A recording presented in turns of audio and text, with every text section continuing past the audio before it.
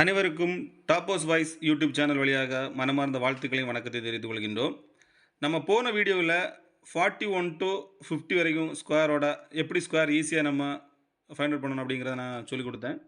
So இந்த வீடியோவில் நம்ம என்ன பண்ண போகிறோம் அப்படின்னா 51 to 60 வரைக்கும் எப்படி ஈஸியாக நம்ம மைண்டில் அப்படி வைக்கலாம் அப்படிங்கிறது.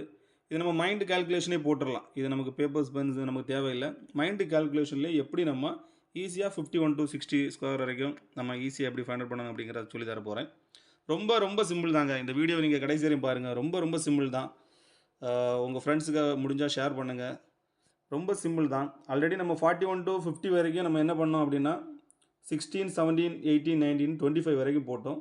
ஸோ இதுக்கு கண்டினியூஷனாக போடுங்க. என்ன பண்ணணும், ஃபஸ்ட்டு நமக்கு 26 போடுங்க. அதுக்கப்புறம் 27 கண்டினியூஸாக 28, 29, அப்புறம் 30, அதுக்கப்புறம் 31 to 30, 32, 33, 34.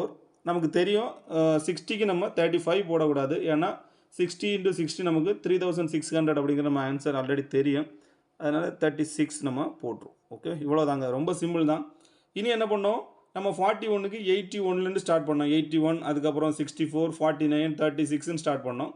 இங்கே நம்ம அப்படியே ரிவர்ஸில் நம்ம ஸ்டார்ட் பண்ணுவோம். 51க்கு நம்ம 2601, அதாவது ஒன்னோட ஸ்கொயர் 1 அதனால் 01 போடுறோம். அதுக்கப்புறம் அப்படியே ஃபார்வேர்டில் வாங்க. 2ஓட ஸ்கொயர் நமக்கு 4, அப்போ 04.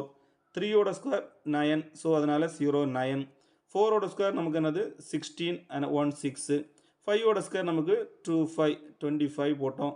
அப்புறம் 6ஓட ஸ்கொயர் நமக்கு 36. 7ஓட ஸ்கொயர் நமக்கு 49. 8ஓட ஸ்கொயர் நமக்கு 64.